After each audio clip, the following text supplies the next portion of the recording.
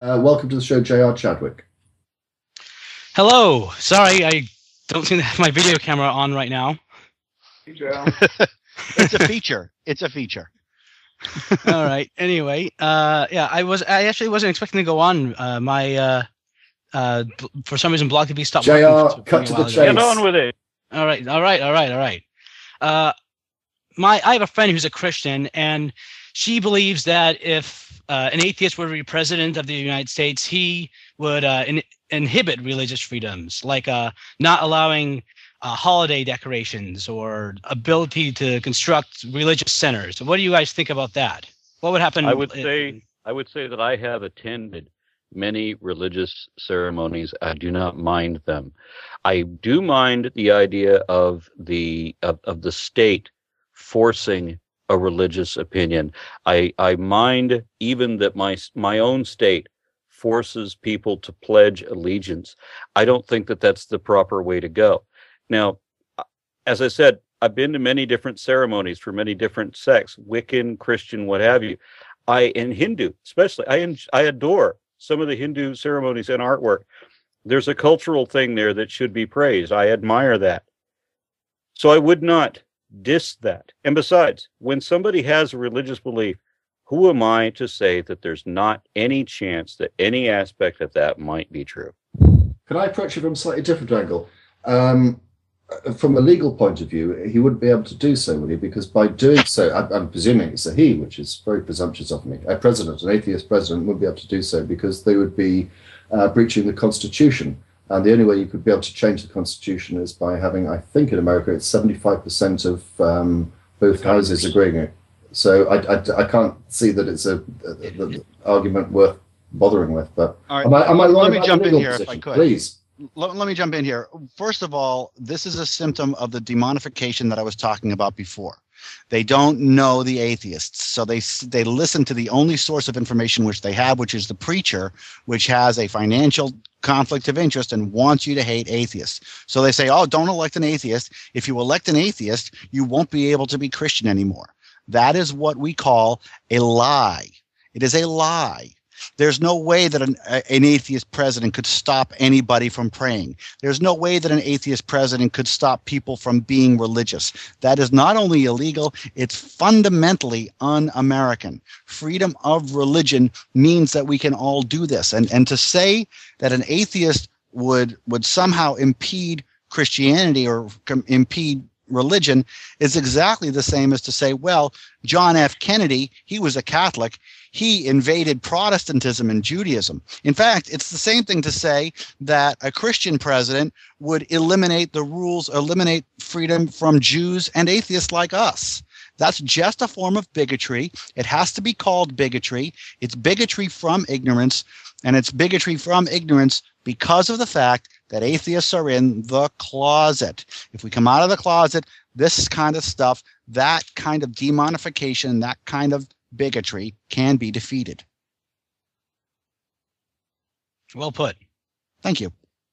JR, given the time, I'm going to move on, but thank you very much indeed. David, I'm going to bring things to a close now, but I want to start by thanking you very much for your time and assuring you that when these videos are subsequently posted on YouTube, which they hopefully will be within about 48 hours, we'll add posts to the Reason Rally. And there was also a convention that you mentioned. Tell us about that as well.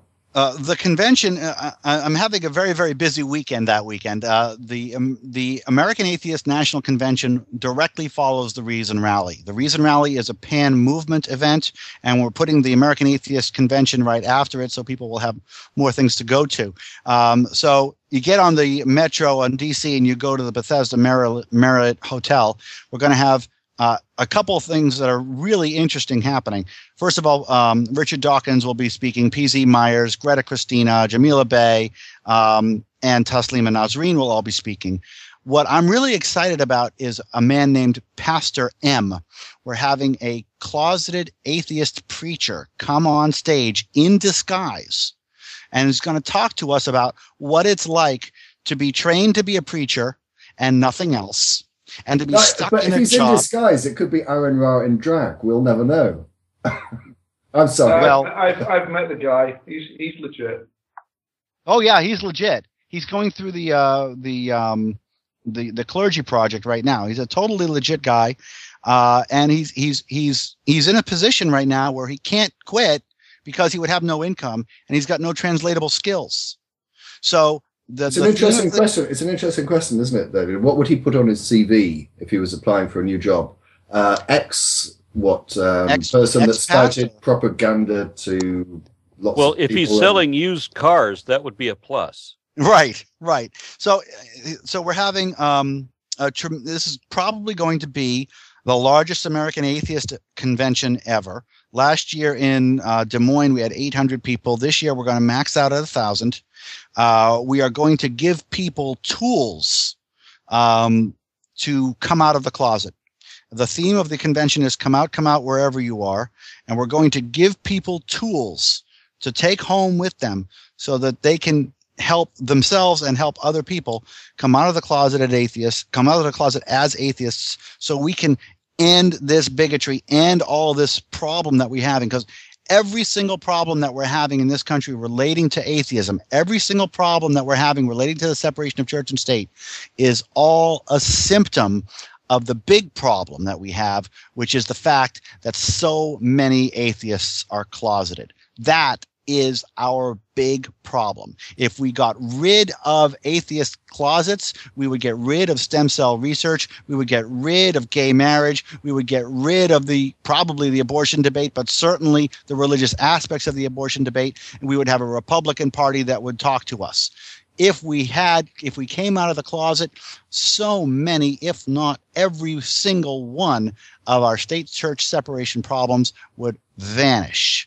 No, I mean, I think that's a perfectly valid analogy. 20 years ago, you said I was gay, and people would spit at you in the street. And it's when they come out of the closet that this really does have a ground shifting effect. Now, I think that's exactly what Dave's after. I wouldn't want to speak for you, but and if we do get all of these atheists, which is likely to be so 15% of the country or thereabouts, and remind me, what's Judaism at? 3% or something? 2%. Yeah, there we go. Yep. Yeah. And you look at even the religious right as a voting bloc is only like 30% of the country, and that sort of dominates the political landscape of America.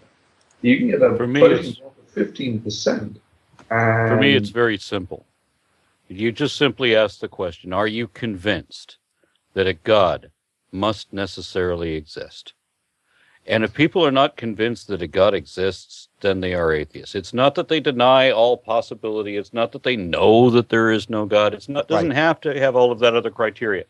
A belief is a conviction. So if you are not convinced that there is a God, then you are atheist. It's that simple. And asking that question, from my experience, has outed at least a handful of people who have for years identified themselves only as agnostic. They didn't realize what atheist actually means. Right. Okay, well, I made a mistake. I started wrapping up the program too soon. This person has been waiting for some time. He disappeared for a while, which is why I didn't get him on before, and he promises to be very, very quick. Don Quixote, welcome to the show. Oh, well, thank you for the welcome. Let's go down here. Microphone. Can you hear me? Yes. Hope you can hear me. Yeah, that's fine. Okay, a couple quick questions for Dave. Damn it. So much for being quick. I was going to say, they're not that quick, then, are they? So much for being quick. What do you think of the importance between anti-theism and anti-theocracy as an atheistic stance?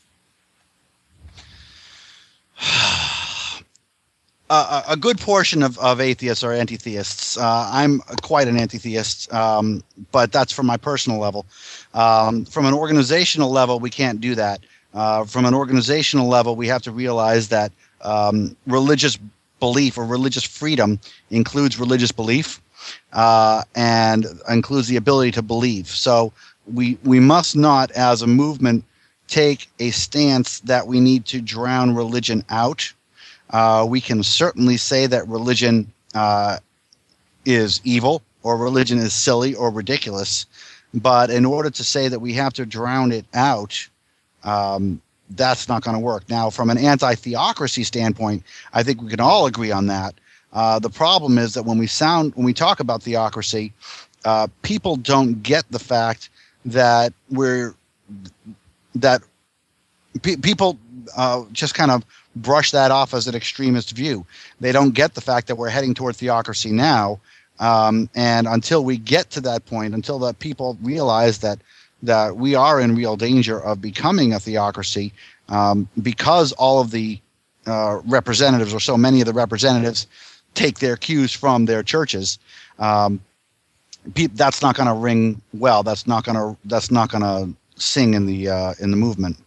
Given the time, why does your language not reflect? Don, if I may, given the time, and I know we're taking up David's time and he's got to leave very soon, can we just quickly deal with your second point? I'll make this my second point. Sure. If that's the case, why does your language not reflect a discernment between your own anti-theocracy and what you come off as an anti-theist? I don't understand your question. Use the word theocrat and theist? Can you not hear me? No, we can hear you. It's not well, but we I don't understand understand the words your you're point. using, just not the way they're put together. Okay. Do you want to rephrase the question?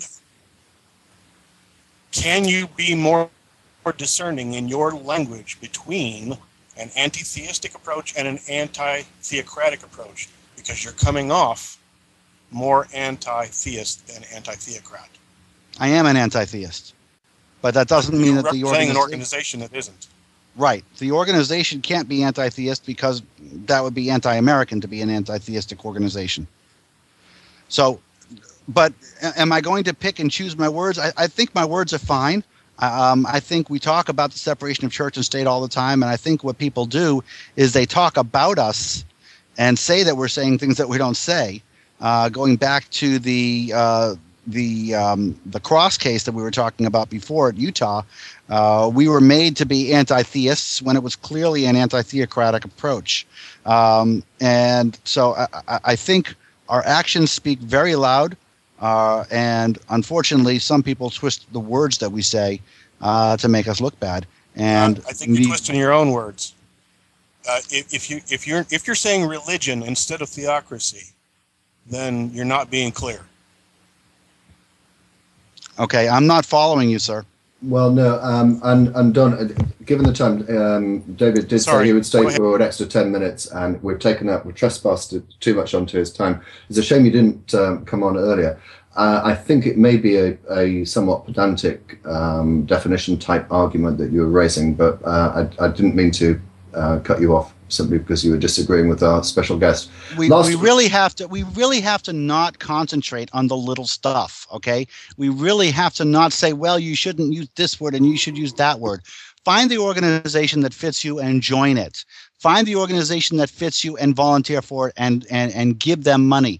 If you don't like one organization, that's fine. But let's not waste time picking at each other, saying, well, you should use this word instead of that word. That's a waste of our time. We need to aim our guns outside the movement so that we can conquer the people that want to conquer us. That's the objective here. It's not about the little words. It's about the big picture.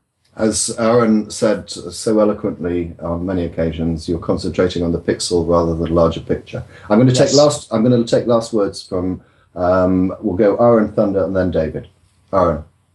All right. Well, and first of all, I'm glad to have met Mr. Silverman. We hit it off very well, despite some earlier controversy. So well, you remember his name.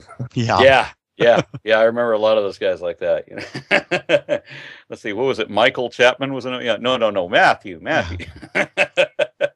Anyway, yeah, just on my own thing, I'm going to be in Broward College in Fort Lauderdale, Florida, for their annual celebration of Darwin Day. This is going to be my third year in a row. I'm very much looking forward to it. The Fort Lauderdale people, the Center for Inquiry, the James Randi Educational Foundation, the Coalition for the Advancements of Science Education. These are all great hosts. I have a great time being down there. That's going to be February 11th. Then I'm going to be also speaking on February 17th at Collin College at the Spring Creek campus. We're going to be talking about reasonable faith, not to bring William Lane Craig into it again, but that is the topic of the conversation. I am now apparently acting as the Texas State Director for American Atheists, and I'm very happy to be taking on that role. And one last thing, I wanted to bring in a number of people. I'm glad that Tim Minchin shows up to the Reason Rally. I really wanted him to be there. I wanted him to be on my show, but I guess I can't work that out. At least he's going to be there at the event. I wanted to bring a whole other people too. I intend to ask Lemmy when I see him on March 1st, and if anybody knows how to do that, hook me up so I can get a picture with the guy. Anyway, I'm done. Thanks, Owen. Thunder. Yeah, if you go to Twitter, tweet that you're going to the Reason Rally. Get the message out there. It's going to really, really help out. This is a nice, big, juicy event that captures the public interest. And I'm going to be there, and I look forward to seeing you there. And you have an opportunity of meeting me too. David, thank you very much. Your last words. My last words are thanks for having me on the show. The Reason Rally is going to be the biggest event in atheist history. Do whatever you can to be there. And if you can be there, and even if you can't, please take a big picture look at this movement. This movement is just about to explode. We are about to hit our critical mass. We're about to take our place, our rightful place. We can only do this if we don't face our guns inward. We must face our guns outward and face our common enemies, our common adversaries. People don't like my language sometimes. That's okay. I'm not going to change my language. The people who like my language come to American Atheists. The people who don't, maybe they'll check out CFI. It's a good organization too. But find an organization, get involved, and above all else, use the A word. You're atheists. It's all right. In fact, it's darn good. Thanks. Can I invite everyone who's watching to give a big thumbs up? In fact, they've already started. I don't know whether you see this, David, but you're getting, from the people watching, a huge thumbs up. Thank you very much indeed for your attendance. Thank you very much, everybody.